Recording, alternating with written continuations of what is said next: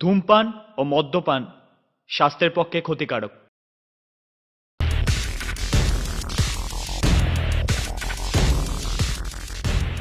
আমার মেয়ের বিয়ে হবে, এই লগ্নেই হবে।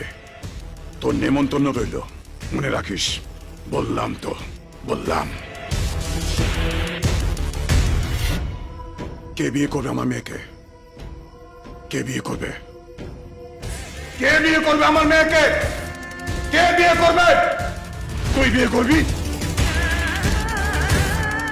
তুই বিয়ে করবি? তুই বিয়ে করবি?